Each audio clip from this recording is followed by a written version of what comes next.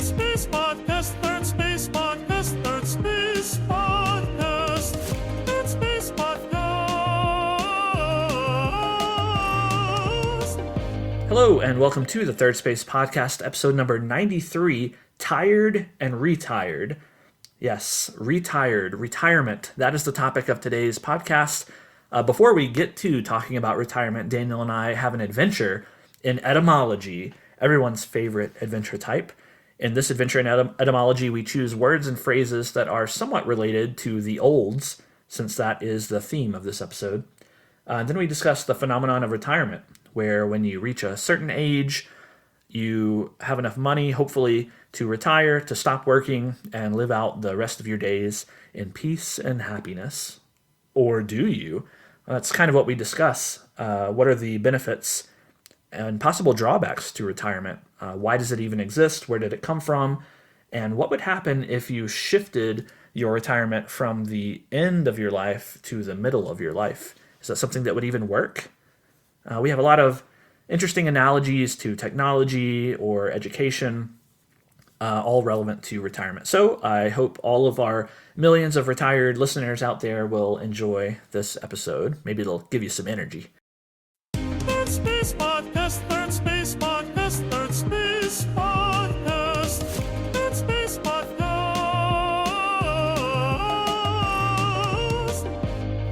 Hello, Daniel.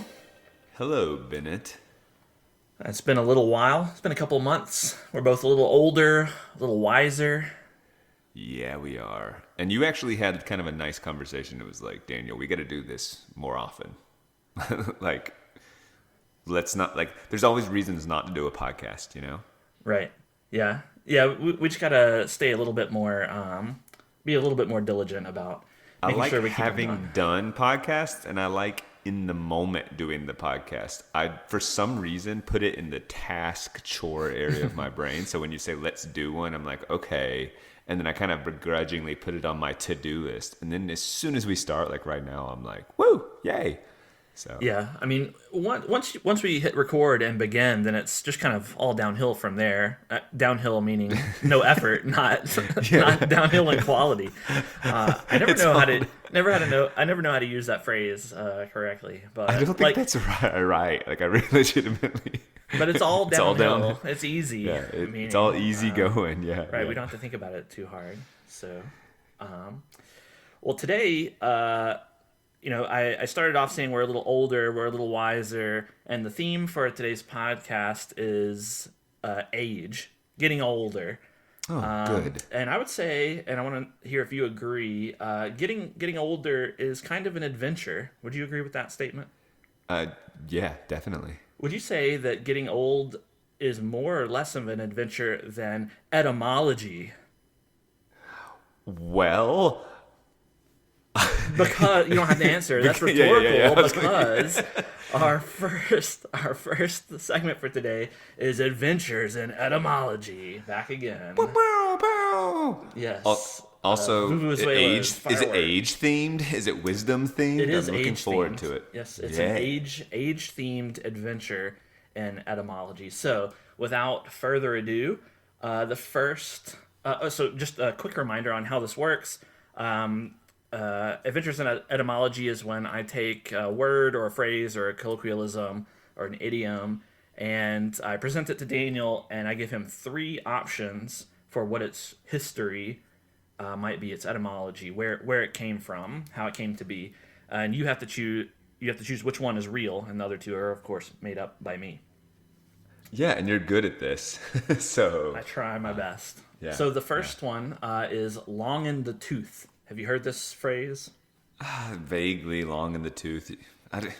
Honestly, I don't know off the top of my head what it means. It means old. So if someone is getting a bit long in the tooth, it means they're getting old. Yeah. Okay. And actually, the origin of this idiom comes from the knowledge that the oldest creatures on Earth, the oldest living creatures on Earth, have the longest quote-unquote teeth, or at least tooth-like structures. So you think of elephants and their tusks, they grow very, very long in the tooth, or even whales with their like baleen stuff that hangs down in their mouth. It gets very long, and whales are, of course, the oldest creatures on Earth, and that's where it comes from. All right, I'm listening. Long in the tooth. They have long Long teeth. in the tooth. Makes sense. It's a logical sort of sense. Doesn't strike me as the one. It seems like a reasonable one, but not the one. Okay. Well, if that doesn't do it for you, then perhaps it's not about elephants and whales. It's about horses, actually. Because when horses get older, as they age, their gums recede because they eat lots of food over the course of their life, and it makes their teeth appear longer. And so an old horse would appear long in the tooth.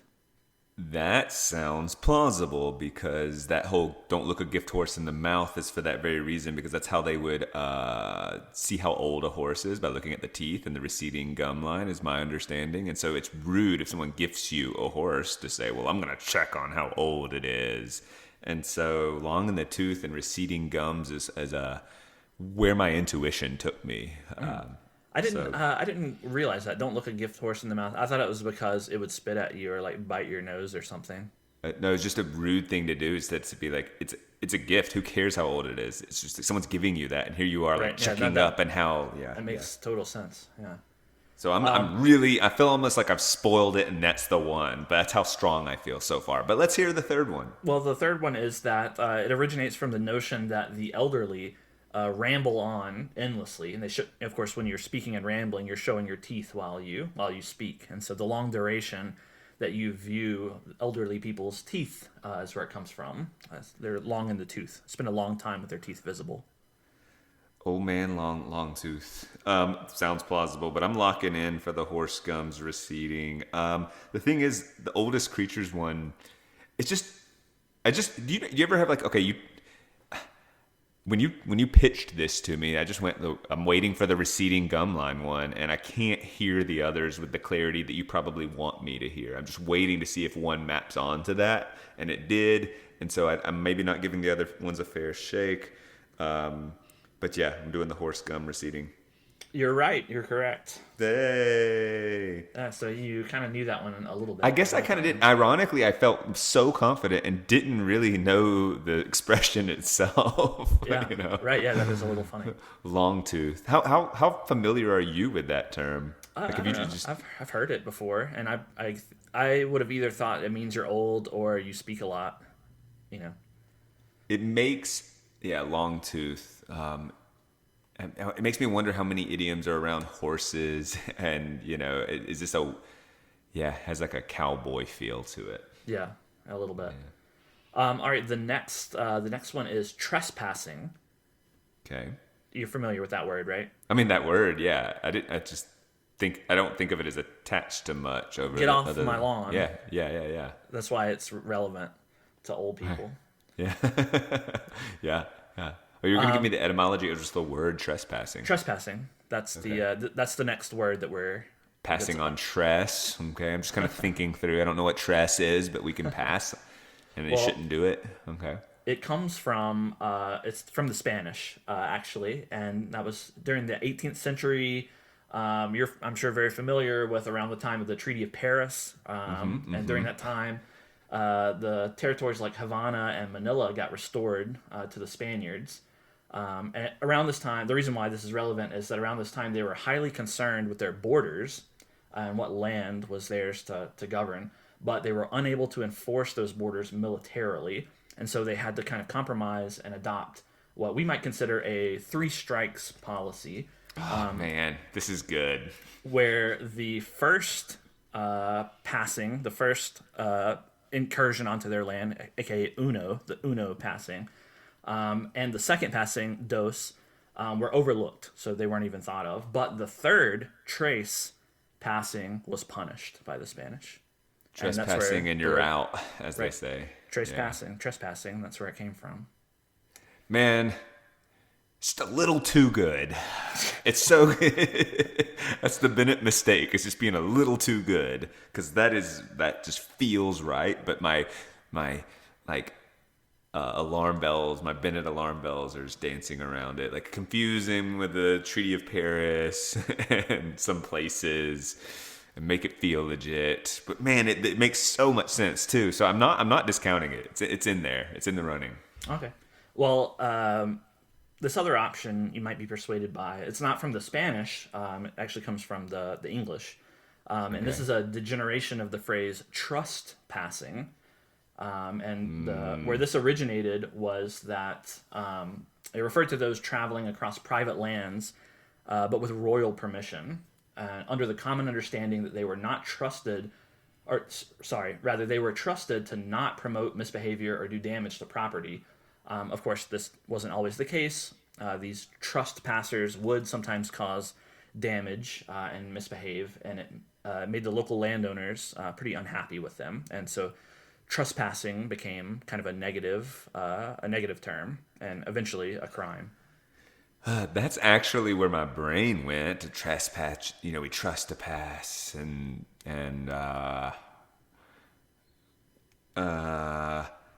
all right, I'm nice and confused. Good. I'm really not sure. I'll sort those two. Those are. That's what I thought, which makes me think that maybe that's just what you thought, and you would also add to it. But they are violating the trust passing, and then it just became the trespassing is the violations. It seems plausible. Tress. Maybe. The third option is a little simpler, and it's actually just down to Latin roots. The word was originally in Latin transpassing, which today might be taken for a totally different thing. But the Latin word the Latin word trans means to go beyond, and of course passing means to go by, and so. Later, that trans was taken by the French and turned into trace, the more French sound there. And when combined, trace and pass is trespass. And just passing through, and that's the violation. No passing through. I mean, when people say no trespassing, it's right. No passing through. Just stay off. Man, right? No going beyond. No passing or going beyond this point. That's just boring enough to be true too. It's just a word that didn't need some fancy etymology, doesn't have a cool story behind it. All right, so first of all, just well done, because I'm going to be taking a shot in the dark. I'm going to get rid of the Paris Treaty stuff and just say it's too Bennett. But so is trust passing.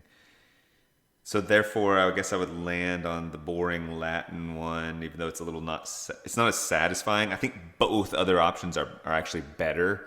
I worry for what this does to my brain. I'm gonna be at a bar sometime. Someone's gonna say hey, did you see that? No trespass. And I'm gonna go, it's Latin for a Paris Treaty with, some receding gums. I don't know. I'm confused. I'm going Latin for transpassing. You got it. Nice job. Oh, it's really sad. It might not be satisfying for you or even the listeners, but it's really satisfying for me to play Bennett psychology and just be right. Well, I'll tell you, I think I've maybe mentioned this before, but the way I do this is, just when I encounter words or phrases in everyday life, and I think, whenever that came from, I write it down. And then when I go to do Adventures in Etymology, I pick the phrase or word first. And then without looking at where it came from, right? You don't want it informed. It would, yeah. Right. Yeah, I come up with two possible explanations of the etymology, and then I look it up.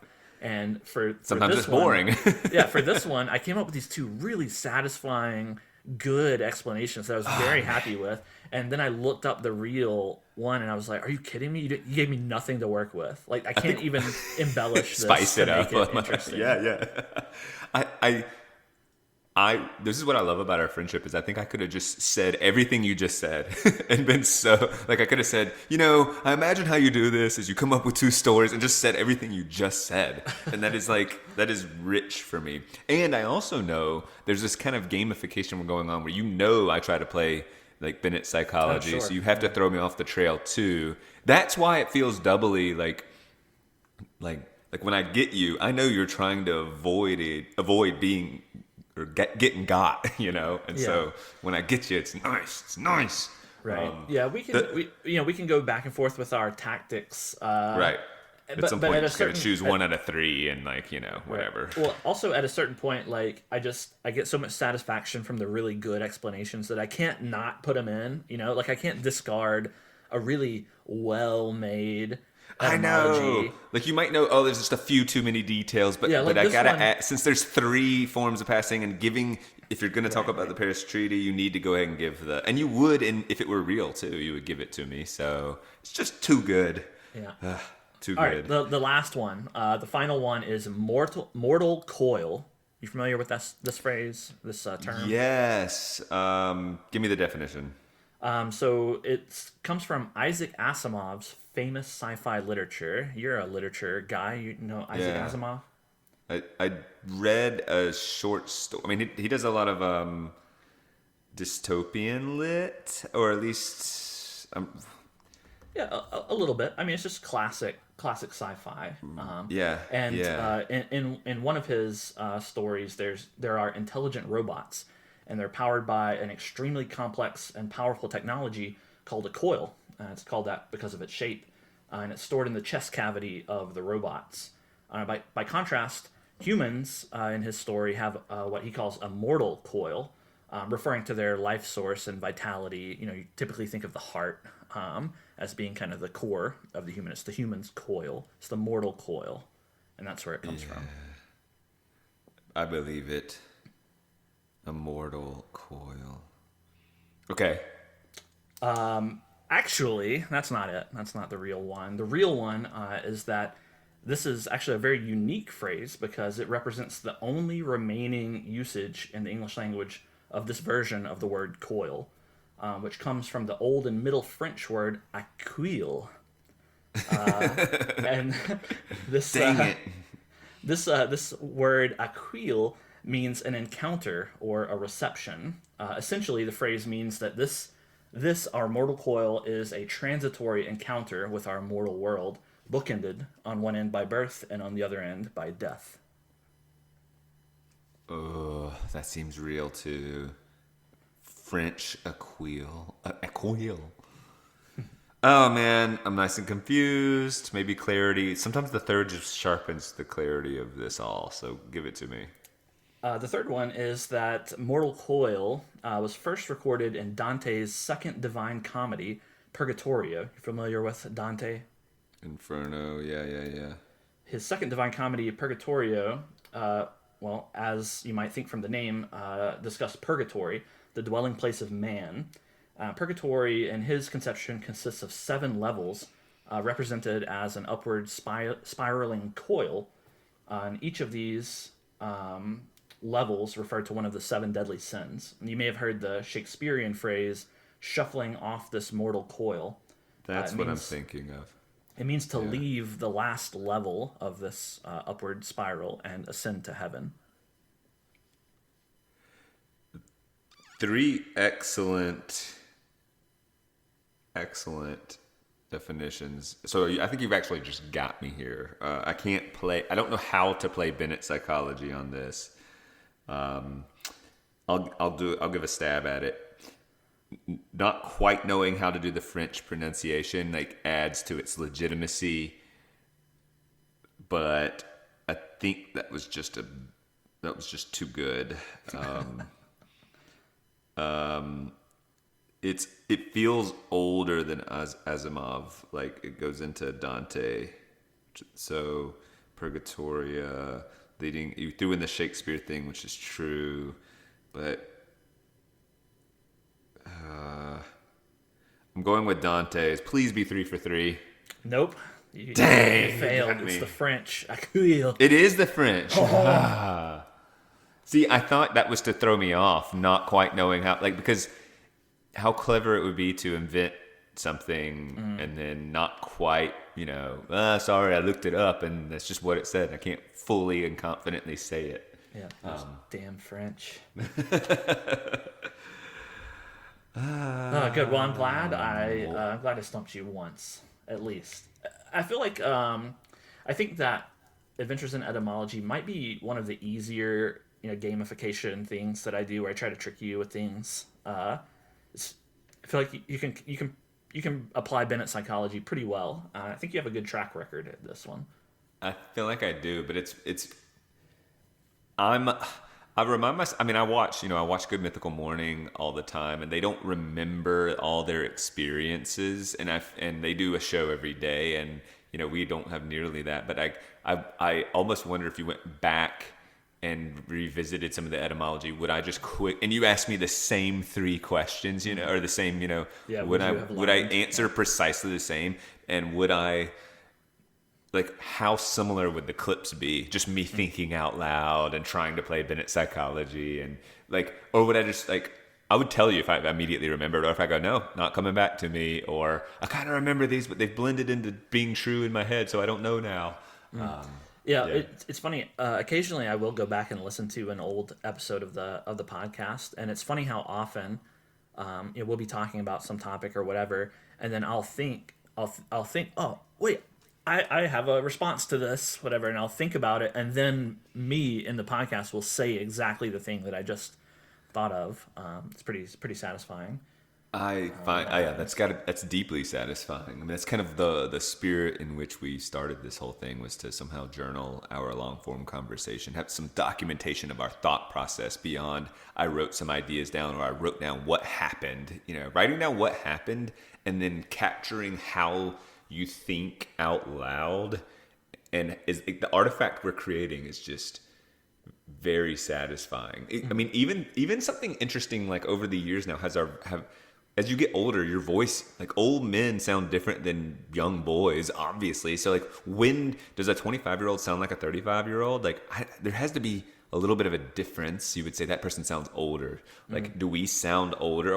But if we do this podcast long enough, will we sound older than the first ones that we recorded? I mean, we have the same mic, so it's the same quality. Yeah. So, just voice-wise, but also vocabulary and flow of speech, or how we approach a thought.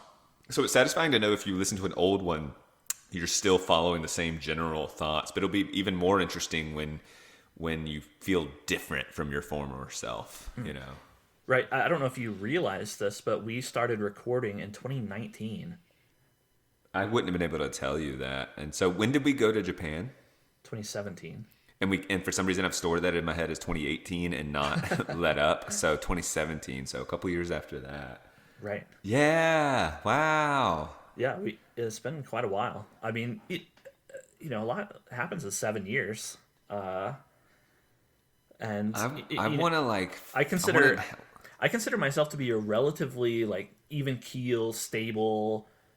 I don't have a rapid changes or anything, but even I have gradually changed in 7 years. I guess I really like it because that was 2019, and I met Danielle in 2018, and then I have a pre-kid and post and marriage and post. Right. This is all very exciting. Yes. Right. Kind of in the same vein of thinking about the past and about the past getting older. The topic that I want to discuss with you today is retirement. It's something that we've kind of talked about a little before here and there. Retirement is, of course, it's a stage of your professional life when you reach a certain age and a certain level of financial comfort, and you can stop working and just kind of exist for the rest of your life. And you still have to pay for things, but you hopefully have savings or investments or Social Security or whatever to take care of you. And this is a little bit relevant to us because our parents are at the retirement age right now. I think now all of our, your parents and my parents are retired or recently retired. And so I just kind of want to get your thoughts on retirement. What do you think of it? I guess kind of to kick the discussion off, what's the purpose of retirement? Why do we even have it at all? Okay. Yeah. Couple of thoughts. I'll press pause on the financial anxiety surrounded around being able to retire, because that's just kind of boring and not what I want to discuss. Asking what's the point of retirement, you heard me pause for a moment because I thought, well, don't you just have to say what's the point of a work and career first? Okay. like, like we go to work to earn money, but then we end up devoting so much of our lives to it. So, depending on the career, whether it's do you work to play, or do you work to live, or do you live to work, and all of that? Like, eventually it seems right to say, I'm done with the 9 to 5 stuff, or I'm done with the career. Part of it's just pragmatic. Like, I'm getting old and getting out of bed. I can't produce the way the company probably wants. I'm tired and I just want to like sleep and live more humbly and kind of wind down life on my own terms, like spend the money I've earned, maybe have a few good vacations, spend some family time, and go out on my own terms. I mean, really. But yeah, isn't that strange? I guess it throws you like, why retire? Well, I mean, I guess if you love your job, you wouldn't really if you had a good balance of life, like, and you loved your job and you loved your family and you felt good, it seems to me you wouldn't really necessarily retire. But I think it's a confession. The fact that people think about retirement is the confession is to say, like, even if you like your job, it's still a grind. It's still a chore. It's still a taxation on me, one that I don't want to possess forever. And so people that like are really either, you could say, lucky or responsible or hardworking or in the position, they like want to retire early and then pursue passion projects and like not define their quest for meaning by their job, you know? Yeah. Yeah, that was. So those are just some scattered thoughts. Well, you in your scattered thoughts, you hit all 3 reasons that I kind of thought of for retirement, possible reasons for retirement.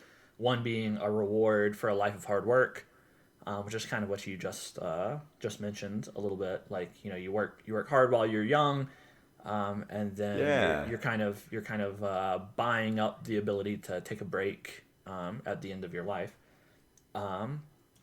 And there's some a little bit of historical support for this viewpoint. When I was just kind of reading a little bit about the origins of retirement, I stumbled upon a mention of, I guess you can't really talk much about retirement without talking about Social Security, which originated with Franklin Roosevelt in 1935, and that's the Social Security Act that he passed way back then.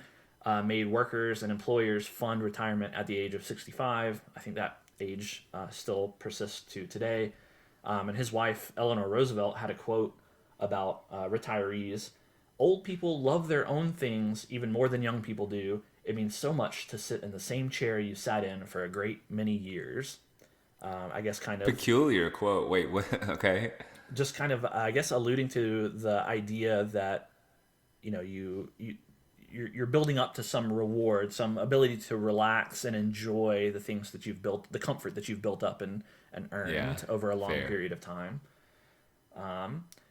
And so, yeah, that's a little persuasive to me. I mean, it fits in with kind of a philosophical idea that we talk about all the time about delayed gratification, right? So you put in the work and the effort up front in order to earn some relaxation down the road, and that seems correct in some way.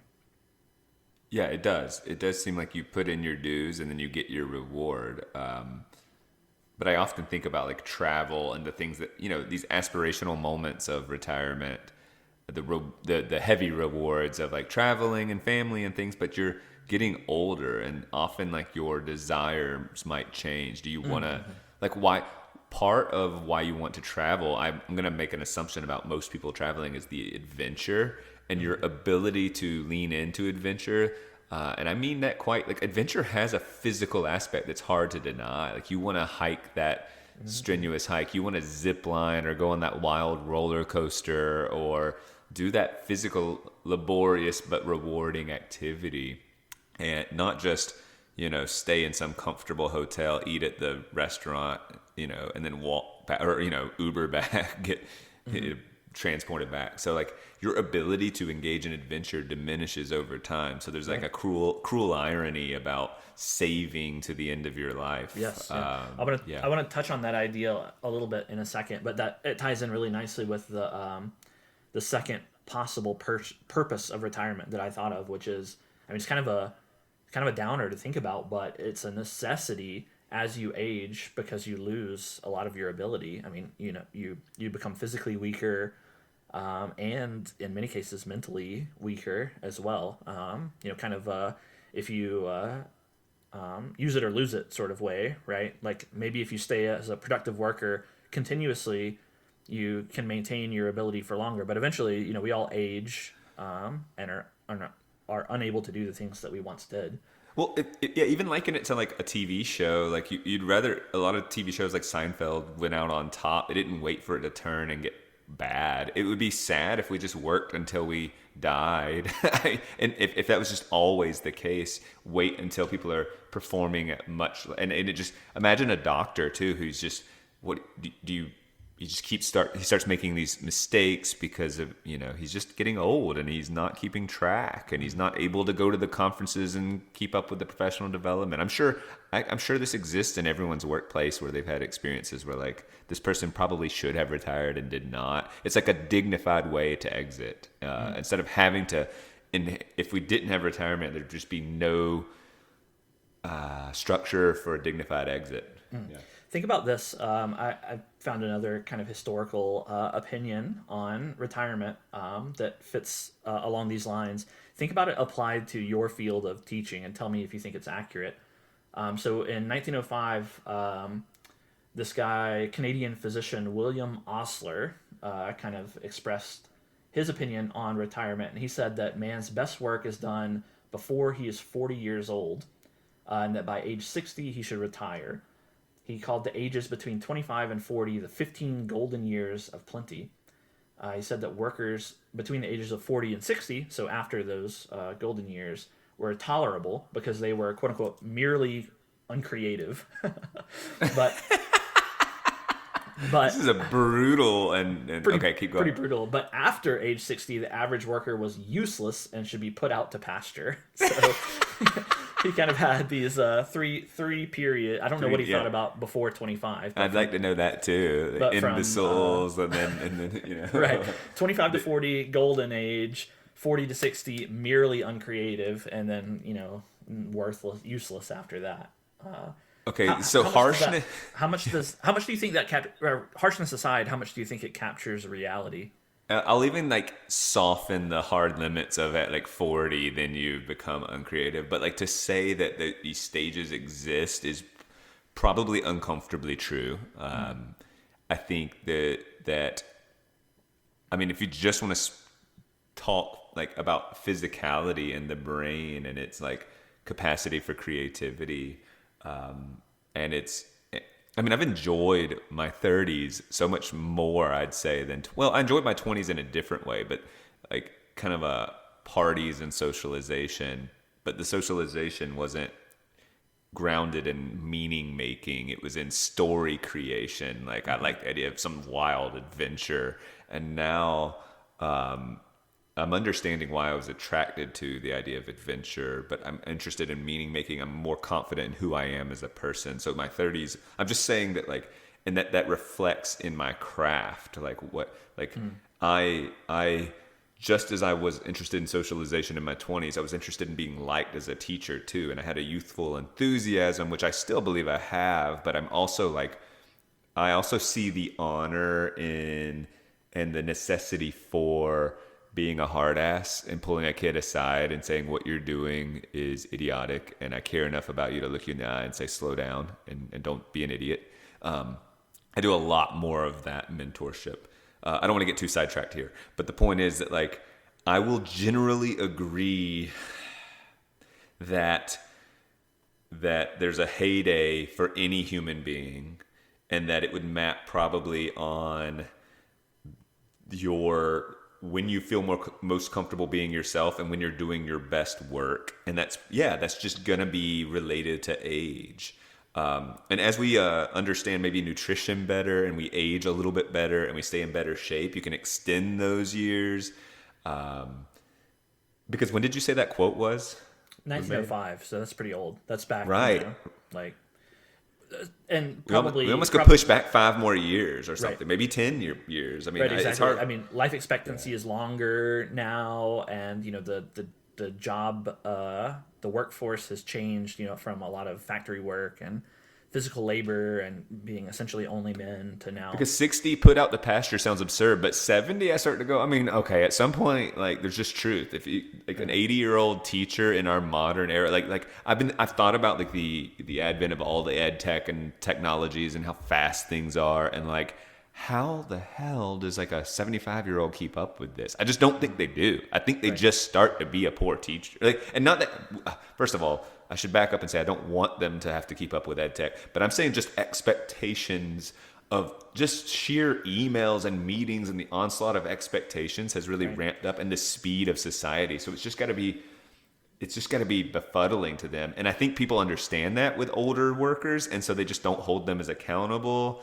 frankly. Like, they just won't ask a follow-up question, or they'll just go, don't bother with an email to him. So they make accommodations, but clearly we're just altering because they aren't keeping up. And so if keeping up is the definition of a good job, they're just not as able to do it. That makes me think of something we talked about, not on the podcast recently, about this term "enshittification," right? The enshittification of society. All these different sectors are just getting worse, more bland. Think of Hollywood movies. Almost nothing good is released. Think of video games. They take years and years, and they end up just being slop. So much of our media is AI produced garbage now. It just seems like nothing has soul or real human effort put in anymore. And I think we could say the same for the entire field of education, in a way. Like, I mean, there's been great inflation to the point now where everyone essentially gets an A if you even participate.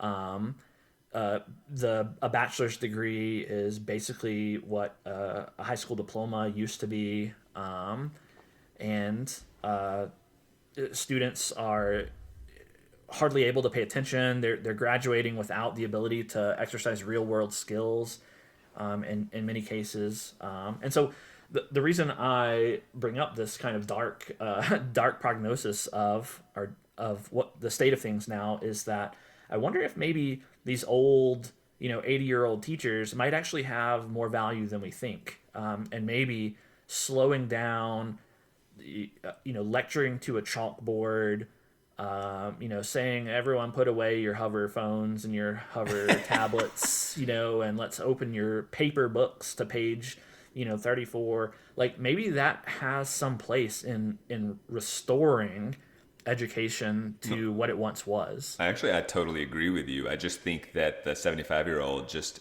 is operating on a model that expects saying, hey, put your phones away.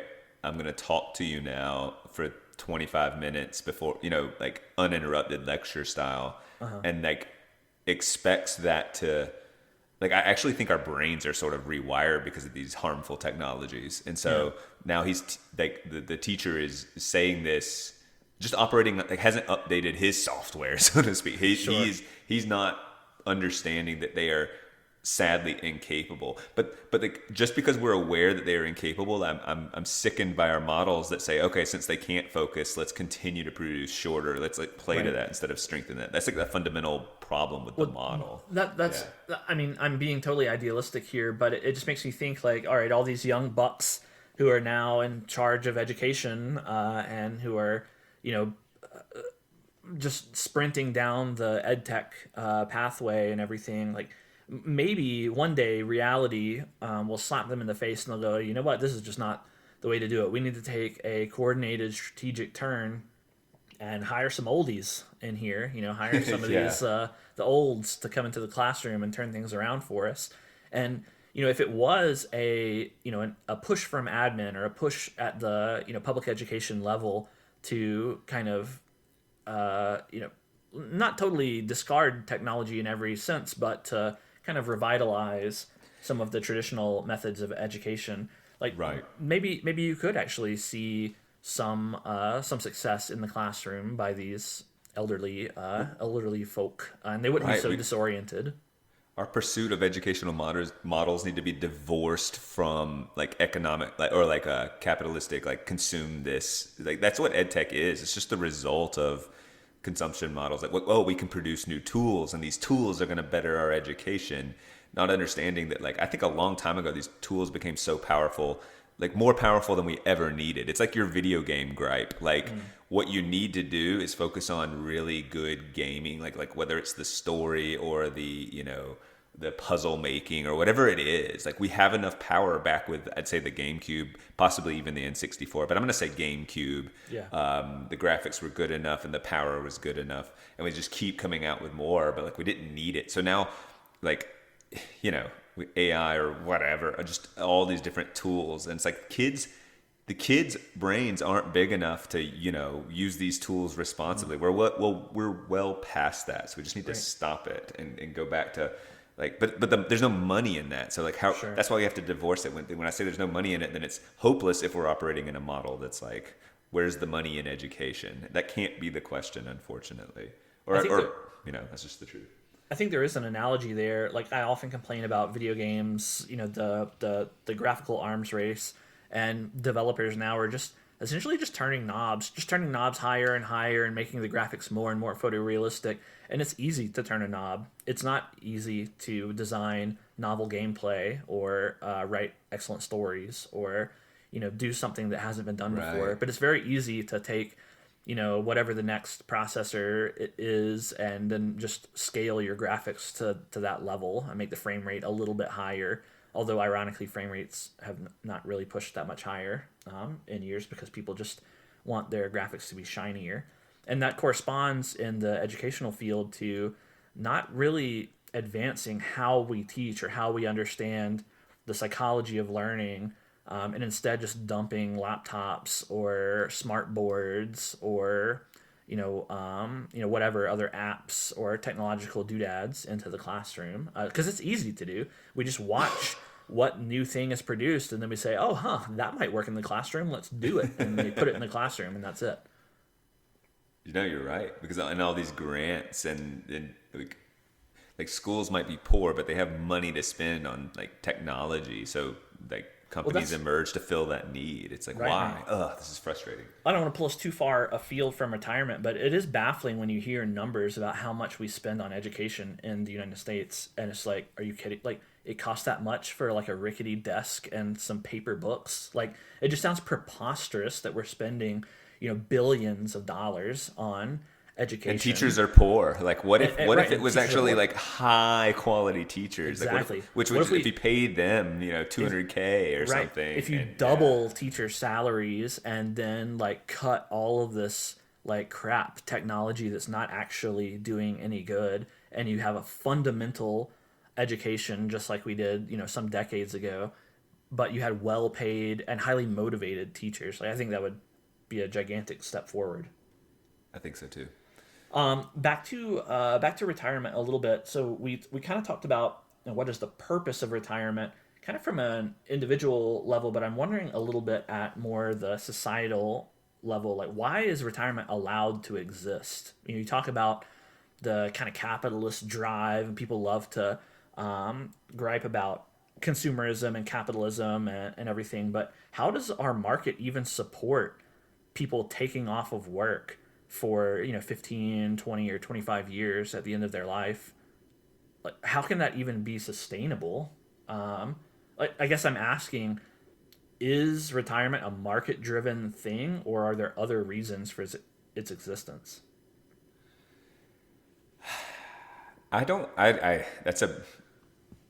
Is it a market-driven thing? Like, well, I guess of course it is. Like, you only can retire if you have the money. It's not like there's not some rule where I'll be made to retire unless the company itself says, Daniel, we appreciate your service, but next year is going to be your last. Okay, like some way of, you know, firing you. And I think that happens. Yeah, I think that happens too. Like, I mean, that's what I was kind of wondering. Is it like, you know, from a company profit bottom line perspective, are they thinking, okay, Daniel's getting kind of old. He's getting up there. The last time we did his review, he was just rambling on and like reading poetry in here. And like, this is a review, man. You don't have to read your poems. And so it's time for him to go. Like, is it a cost cutting measure to get the old, less effective employees out and revitalize your company with fresh blood? Yes, well, if you think about you tend to be older to be in a leadership position, right? You have to work your way up, and then you get the position, and it's like you're not the CEO at 30 typically. I mean, maybe that happens sometimes, especially these startup and like at these like tech companies that are new, and maybe new models are emerging. But traditionally, you work and you get in that position. But if you're 80 running the company and being decisive, but it's nutty, you're just not all there. Like that's not good for anyone. So both from like a practical standpoint, like we need to get him out, and like getting newer people in with fresh ideas. I mean, I think there's sort of like an old model of leadership that is like you get in a position and you kind of have it forever, and that will probably to some extent always exist, but the counter being like a rotational model, and that doesn't work everywhere. But when I think about a rotational model, like keeping ideas fresh, and also keeping maybe bad things from happening, like showing favoritism or whatever, because if you just corruption, complacency, just stagnation, like all these things, like I think every institution can struggle with, okay, this person's been in this position for 40 years. I just doubt they're bringing with it the freshness of ideas or whatever. And so yeah, I mean, I don't know if there's like a magic number to put on anything, but like, yeah, I just think it's just at some point, if you don't have a model of rotation already built in, because like interestingly enough, if you had rotational models, then all of a sudden that might throw a wrench in retirement ideas, because retirement's just like, hey, look, you're old, like it's about time, right? Like 65 seems to, is that the age, by the way? Is it 65 now? Do they move it back sometimes? Because I mean, they'll have. Or is it an official age? I don't get like when you can collect Social Security. Is that what we mean when we say? What do we mean retirement age? You can retire anytime you want, if you have the money to do so. Exactly. You can stop working at any point. But yeah, I think a lot of it ties in with Social Security and your government benefits. So I think like if you're 62 and a half, I don't know the rules because I'm not close to retirement, but if you're, it's at age whatever, you can retire and pull some fraction of your benefits, and then if at 65 you can pull full benefits. Like that. Yeah. It's all kind of vague to us too. To us now, right? Because we're not close to retirement, and like we probably will never get Social Security benefits, which is crazy. We paid into them. Like that seems just give me my money. I mean that leads me to one of my next questions. Is like where does the government fit into this? Where does the government fit into retirement as a concept, both practically today and like theoretically, like should it factor in to retirement? Because this all originated back with, like I said, Roosevelt and his New Deal, and he was one of the, in my opinion, worst presidents we've ever had, which is a controversial thing to say because a lot of people love him, but they love him because he instituted the New Deal and had a huge number of very expensive social programs that have essentially bankrupted us now. I'm imagining a compelling case can be made about like conserving your money being good for the individual, understanding that people don't tend to save their money. So if we force them to, this will help people generally. Like that's the sort of case. But that's the problem. That's not what has been done. The incentives were wrong for that because Social Security is a mandatory theft of your money. And it ceases to become your money. Like it's put into a fund, and it's not like you can withdraw that whenever you want. And of course the government has since spent all that money on other things, so it doesn't. Right. They put it in a bucket and use it for something else later. Yeah. Right. Whereas instead, if the government did, put that money into an account that you could access, or at least that you could see its value accrue over time, and they didn't touch it, then it would encourage saving. It would serve as a model for savings, but that's not what happened at all. And another thought that occurs to me is that like our economy is set up to discourage savings, because we target an inflated rate in our currency. So we target a 2% inflation rate, meaning if you just store all of your money under your mattress or in a bank, then every year it degrades by 2%. Right. Whereas if we did not do, like, and the theory behind that is that we want people to spend money. We want people to take that money and put it into the economy. Whereas if we encouraged, or even better, if the government just didn't encourage or discourage, just did nothing and let people do what they wanted with their money, then people might be more tempted to save, and therefore more tempted to have the end of their life in their own control instead of relying on the government to take care of them once they get old, which for us will not happen.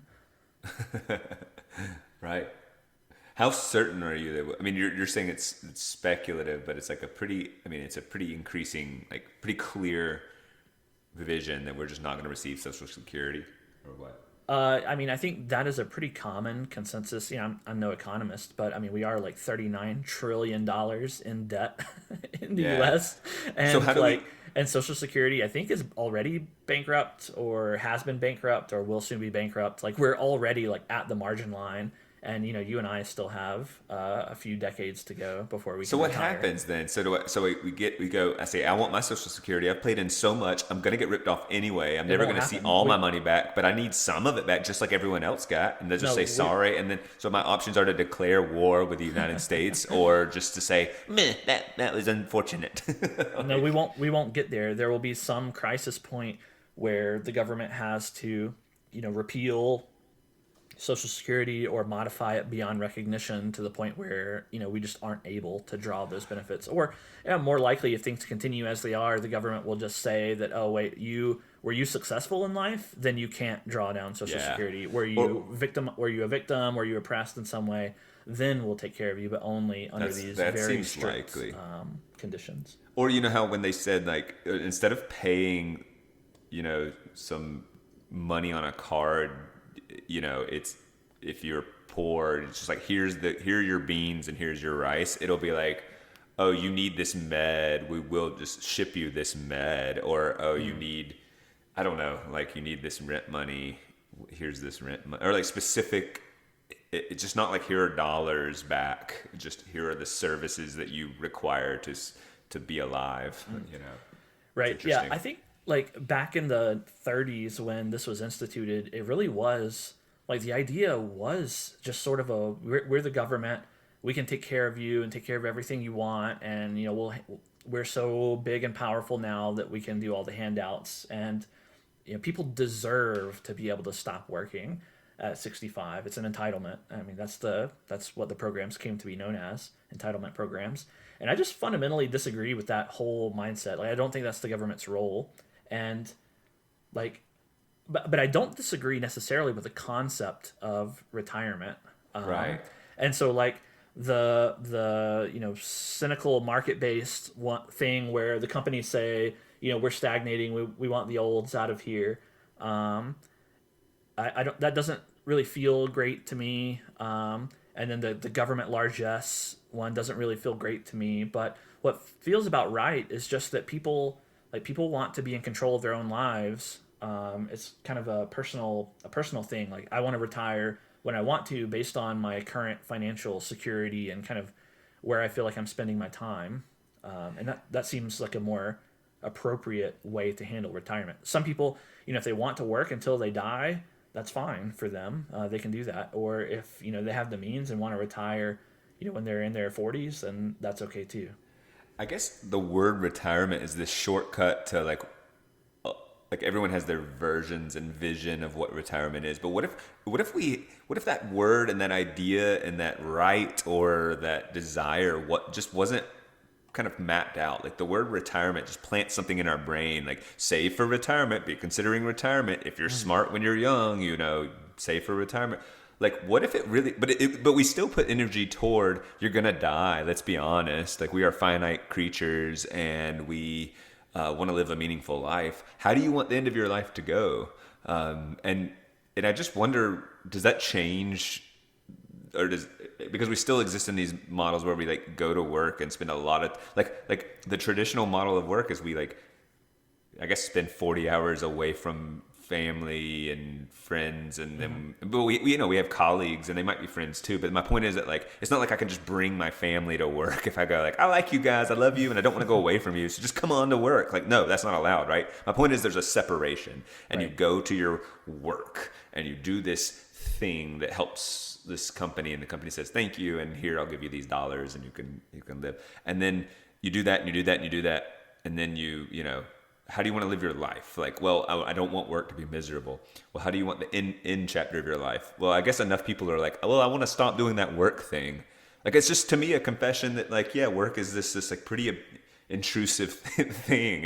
If the end of your life, you're like, what are we saying? It's like, oh, the end. So things are starting to get really important. These moments really matter, and I want to spend them how I want to spend them. And it's kind of a bizarre thing. Well, why does the end matter more when you're like achy and on your way out and not as lucid and not as they would say like your golden years or whatever? Like, wouldn't it be better to retire at 25 to 40 and then go back and like go have all the meaning and like be more immediate, and I'm lucid and I'm here and I'm creating, and then I go back into the workforce and hit the grind because I don't care.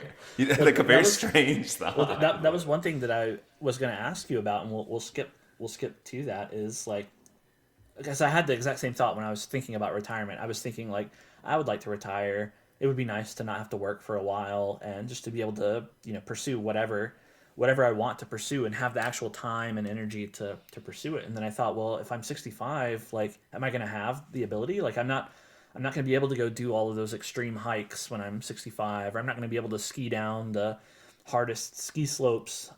For you're not going to be able to write the hardest poems. Like, you know, we're going to getting up on that toolbox on my truck's going to be tough to do. Right, it's going to be really challenging. My achy knees. Right. So, like, wouldn't it, you know, we could take the years from 65 to 85 or whatever, you know, your expected lifespan there, and shift those retirement years to the middle of your life. Like, what if you could take off between the ages of 35 and 55, you know, and just go on a midlife retirement. Midlife retirement. Yeah, instead of a crisis, you just have a midlife retirement. Right. What would that even look like? Or what if it were just like, you know, Alex went on that trip for, it ended up being 9 months. He'd saved a lot, and he had to fight a lot of cultural pressures to say no, and a lot of like romantic ideals like championing and saying, just do it, man, you can afford it, and like your job isn't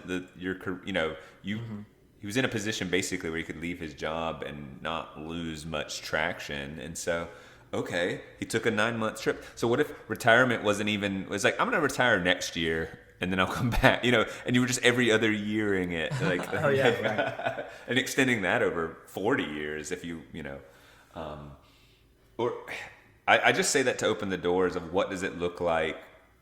The word retirement has such a, like, okay, you work and you work and you work, and then you stop a little bit before you die because that's just what you do. If we didn't have retirement as a pre-planned like roadmap, like we would be going, what? It makes work seem a lot stranger almost. It's like maybe we put up with these like work kind of sucking because we have this idea of retirement. It's like, well, you're not going to do it forever if you do it right, you know? And so like, oh, okay, that makes this more, you know, I can stomach this. Yeah, maybe. I don't know. I guess I was thinking that maybe the fact that retirement happens at the end of your life is just a consequence of like how saving money works.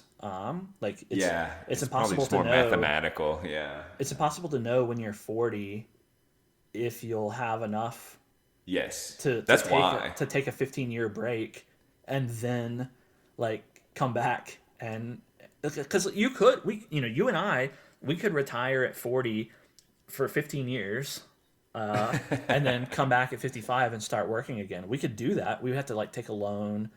You know, it would be like us pulling down Social Security and all of our 401ks and retirements, all of that stuff, all of that infrastructure that we have in place to support us when we're 65. We instead pull that now, you know, in middle age, whenever we reach whatever point we decide on. But then we have to pay it back, right? So then when you start back in the workforce at 55, you have to like pay back for that retirement and then work until you die. You have to work until the end, you know? And like, how grim would that be to come back from your midlife retirement? Like that would be pretty rough, I think.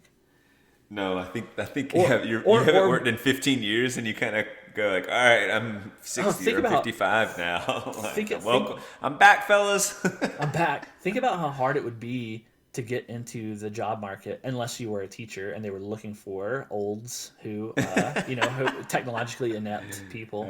Like, imagine how hard it would Disorienting be. everything would be. Yeah, Everything would be confusing and like foreign to you, and you would be so out of it, depending on what you did during your retirement. Well, I guess that Yeah, of course. brings me to another thought. Like, right now, retirement for old people generally, not in every case, but generally is sadly kind of a drifting off into inaction. Yeah, I'm and- done participating meaningfully. Right. Like, And that's kind of sad to think about. But a midlife retirement need not be that, right? Like, I would imagine people who are retiring between the ages of 40 and 55, they're not just going to like sit on their porch and like watch the clouds, or whatever. Yeah. Like, they're going to be traveling. They might be like doing their own like entrepreneurial little thing. They might be going on adventures or taking creative risks, now that's interesting. And then they end up like, a quarter of them don't come back to the job because they developed some other, Right. meaningful contribution to society that like, Well, monetarily rewarded them. That's the thing. Like, that's what I was thinking when it comes to government incentives. Our current government incentive structure, if it worked, which it doesn't, encourages you to live heedlessly while you can, because the government is going to give you whatever savings you need to live at the end of your life. So it's an anti-delayed gratification. It's a short-term hedonism thing. Like, live while you can, spend your money while you can, and then we'll give you government money when you get old. And then we're going to pay you to essentially drift off into nothingness.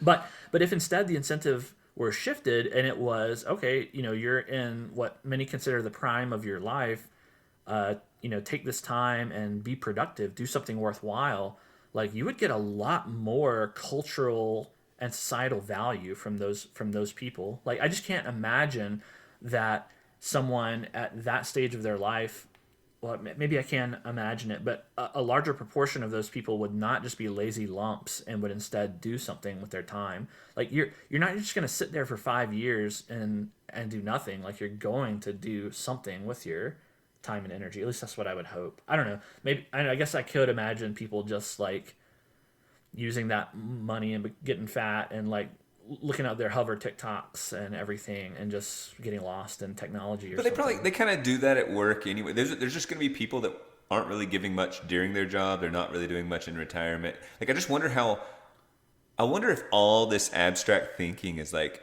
I don't know, the driven person is doing stuff as projects on their free time anyway, or having their midlife crisis and saying, I want more than this grind, and developing that company anyway. Like, I just wonder how different, how much this alters the human behavior. Like, maybe massively and maybe not that much. I can kind of like buy it anyway, or either way.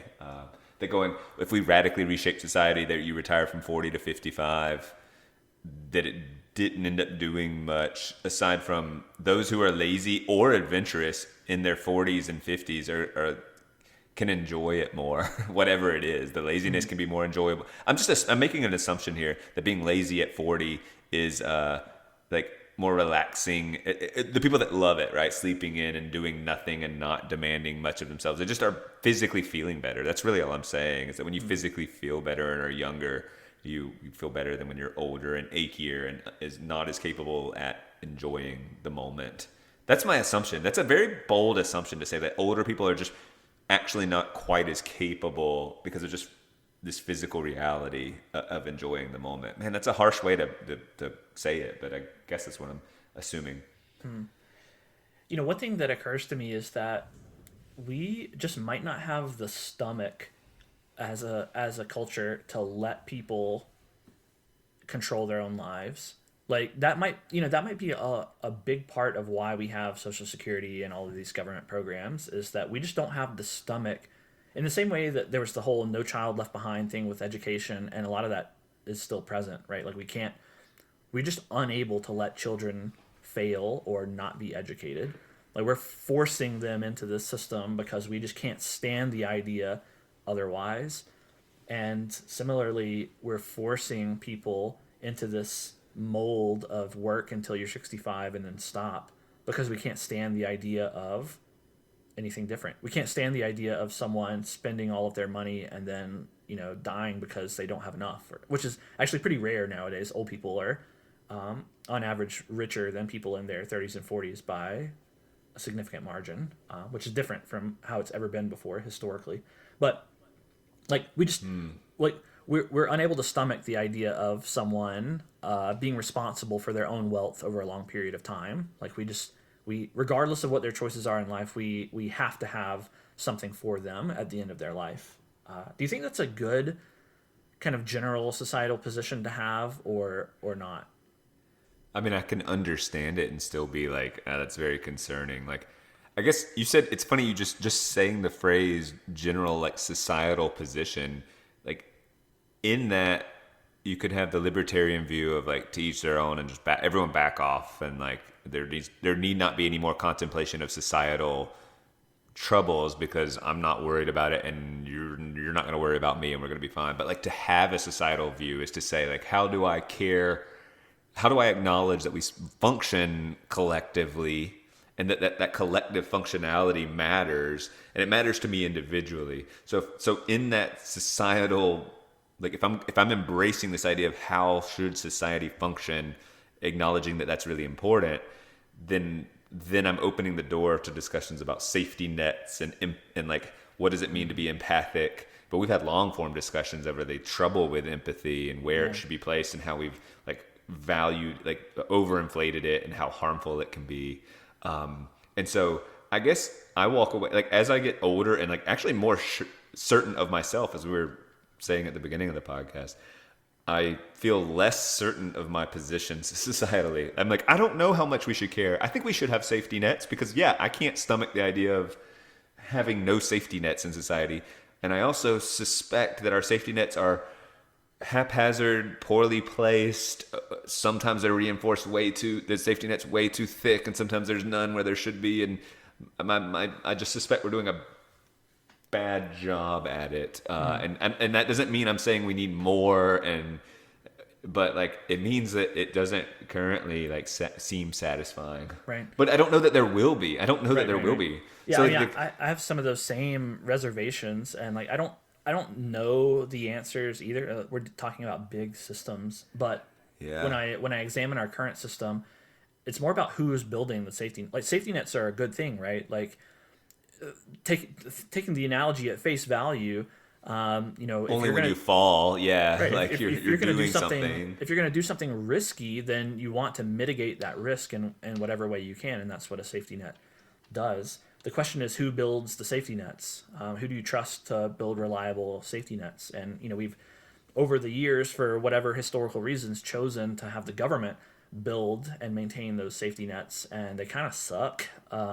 And they're bankrupting us, and they're going to eventually cause people's quality of life during... They might bankrupt us morally, not just financially, where we just feel like, well, since the government's doing it, I don't want to help anymore. Well, exactly. And I think a lot of that damage has already been done. And if the government's doing it also, like asking for it, there's no dignity, there's no cost to dignity, or like who cares? It's like a victimless crime in the eyes of like people, the people like begging, or not just begging, but I mean taking advantage of those systems. Like they don't think twice. I think that people who like at that level they catalog it fundamentally different as stealing from like somebody versus stealing from the government. Like stealing from the government, that's not even a thing. Stealing from the government would be like a laughable phrase. It's just like, get what you can, man. Right. And then that bleeds into stealing, get what you can, period, which can, it's just bad. Yeah. It's just bad morally. It's a bad moral framework to operate under. It's like for the government to be possessing all of that safety net. Yeah. I mean, just conceptually, we don't have to put all our eggs in one basket, and we don't. I mean, like, you and I are not relying on Social Security to take care of us after we retire. We both have, 401ks or whatever other retirement savings. We have 403Bs, whatever they are, because we're planning to be able to rely on our own earnings during that time. But that is more along the lines of what I think is appropriate. Like it should be up to each person to figure out their, their financial path through life and how they're going to take care of themselves. You should be essentially constructing your own safety net. And whether that's you totally isolated on your own, using your healthy and productive years to construct that, or you leaning on your close family and friends or your community or your, religious organization or whatever, like all of that seems more appropriate than, at this, gargantuan government level, which is, inefficient and corrupt and ineffective in most cases. Amen. One last point on retirement. I don't know if I want to end on this point because it's kind of a downer. And I have to pee so bad. and you have to pee. But let's do it. Hit me with the downer. The currently, retirement has a lot of drawbacks, right? Like retiring at 65, and I mentioned earlier, people just kind of wither away. And unfortunately, that's all too common. Like, there's a lot of boredom. There's a lot of like a sedentary lifestyle. You're at that stage of your life, you're kind of like watching all of your friends die, and it's kind of a dark time. You're on fixed income, right? So you're not earning anymore. You're not able to increase your income easily. So you're at a lot of risk if the market changes or if inflation hits and your prices go up. Then you could be in a difficult position financially. I was looking at some other information, and apparently 1 in 5 present day retirees are depressed. And they have a lot of physical problems as well. Some quote, who knows if it's true, retirement increases the chances of suffering from clinical depression by about 40% and of having at least one diagnosed physical illness by 60%. It's Did just you a say lot of 60%? Yeah, 60%. It increases the chances of having one physical illness by 60%. Do you think this is just like we have it, anytime you radically shift the structure of your life, like your quest for meaning is so disrupted, or like, I mean, that's why I think you hear about people like dying shortly after, it's anecdotal, but I'm sure there's some, well, I shouldn't say I'm sure, but it wouldn't surprise me. I mean, we did a whole podcast about assisted suicide and how in Canada, that's becoming kind of an accepted practice, a widespread accepted practice. And I haven't looked at the numbers since we did that podcast. I'd like to revisit that. I'd like to think any functioning society ultimately rejects that, and that just some liberal progression in that area would not like continue. It's got to end pretty swiftly. I heard some statistic, and I don't remember the exact number now, but it was a horrifying statistic. It was like 10 or 15% of people over the age of 70 in Canada are dying from assisted suicide. Oh, man. And again, I don't know the real numbers, so we have to confirm those numbers. But whatever it was, when I heard it, I was like, are you kidding me? That's ridiculous. So it could be higher, it could be lower. I don't remember. But like, what does that say about our current structure, right? In fact, it might actually be a little warning flag for people when they're thinking about retirement. Like, I know personally, I joke about, oh, I can't wait until retirement, even though I have a long way to go before I retire. But it might be a cautionary thing. Like, maybe you should consider not retire. Maybe you should consider orienting your life towards some source of income that you could do until you're very old, that keeps you mentally and or physically sharp. Well, and that source of income should be like inextricable from meaning making. Like, right, I think that's really it. It's just like that we have a sense of purpose, and work, even if you're kind of like, when you get familiar with it, when you're good at it, when you get and good can be like, people know when they're not. Maybe like you're an idiot in life and you're an idiot, but you're doing what you can and you're getting the reviews that you deserve. Like, there's something meaningful in that, and there's dignity in like contributing, and you're contributing to something bigger, and all of it's like, I'm not saying it's like ultra special, but it's special enough to give you it's substantive, I guess, or like it like sustains you. And like when you lose that in retirement, like, okay, if your identity, if too many eggs were in that basket, now you're searching, and maybe you're too old to search, and maybe that's what leads to these. I mean, it sounds hippie, but I'm like connecting, like, if you're already fragile physically, and then you're like entire like meaning making systems are Right. just gone. Right. Like that's gonna exert something physical is going to happen to you, like the stress of going, I don't know, like that existential anxiety or whatever it is like gonna manifest physically, and that's the answer to me why is this such a like health risk essentially. So yeah, it's maybe not like attaching it to like how am I gonna make money. It's more of how am I gonna like make meaning, and hopefully with a little bit of financial compensation along the way. You know? Yeah, it seems like certain careers are better suited to that than others. And in fact, like I joke about teaching a lot about your job all the time, but that's one career that I could see. I mean, I had a professor in college who was in his like mid 80s. He was ancient, and he was still up there like doing like physics on the chalkboard, and he was super crotchety as you would expect, but like he got the job done. I love it. Yeah, And that's something I hope it's because he wanted to as well. Well, yeah, I don't know. I'm not sure. I would imagine so, but I don't know. So hopefully we'll see you in the classroom, in the hover classroom, in 2065 or whatever. Railing against hover AI or whatever iteration. Right. That's all. I'd say we retire from right, this podcast. Doot. Doot. Retire.